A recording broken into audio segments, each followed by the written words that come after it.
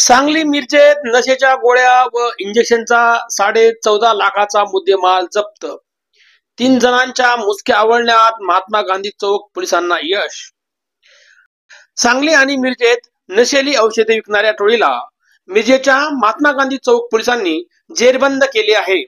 या टोळीतील 3 जणांना अटक करण्यात आली असून त्यांच्याकडून 6,16,000 रुपये किमतीच्या नशेच्या गोळ्या आणि इंजेक्शन तसेच 8,30,000 रुपये किमतीची 4 चाकी मोटारसायकल असा एकूण 14,46,000 रुपयांचा मुद्देमाल पोलिसांनी जप्त केला आहे। या प्रकरणी रोहित अशोक कागवाडे, ओंकार रवींद्र मुळे आणि अशफाक बशीर पटगेवार अशी अटक केलेल्यांची नावे आहेत। मिरज येथील डॉक्टर बाबासाहेब आंबेडकर उद्यानाच्या मागे कारवाई करण्यात आली। त्यांच्यावर महात्मा गांधी चौक पोलीस ठाण्यात गुन्हा दाखल करण्यात आला आहे। नशेच्या गोळ्या व इंजेक्शन विक्री करणारे मोठे रॅकेट असण्याची शक्यता पोलीस अधीक्षक संदीप घुगे यांनी व्यक्त केली आहे। पोलीस अधीक्षक संदीप घुगे, अप्पर पोलीस अधीक्षक रितू खोकर, पोलीस उप अधीक्षक प्रनिल गिल्डा, महात्मा गांधी चौक पोलीस ठाण्याचे सहाय्यक पोलीस निरीक्षक संदीप शिंदे यांच्या पोलीस पथकाने सदर कारवाई केली आहे। सांगली जिल्हा पोलीस दलाकडून एक महात्मा गांधी पोलीस स्टेशन या ठिकाणी गुन्हा नंबर 20/25 यामध्ये औषधी द्रव्य व सौंदर्य प्रसाधन अधिनियम या अंतर्गत कारवाई करण्यात आलेली आहे।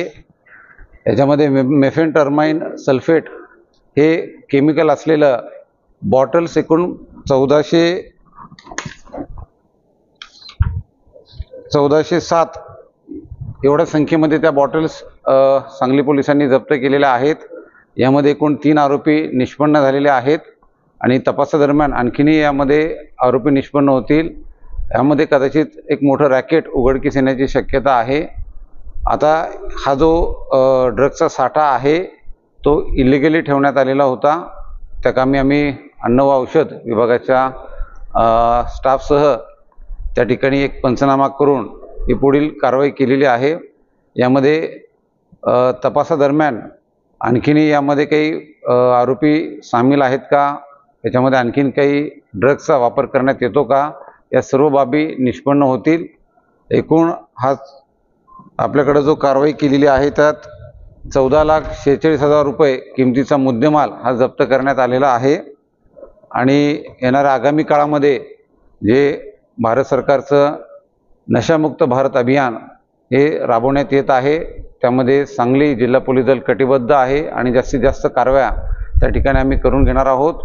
माझं सर्व नागरिकांना आव्हान आहे की आपणही आपल्याकडे जी माहिती आहे ती पोलीस विभागाला शेअर करत चला, जेणेकरून आम्हाला त्या ठिकाणी कारवाई करणं सहज शक्य होईल। धन्यवाद। सांगली मिरजहून योगेश भांबरे, सिद्धेश्वर वार्ता न्यूज, सांगली मिरज।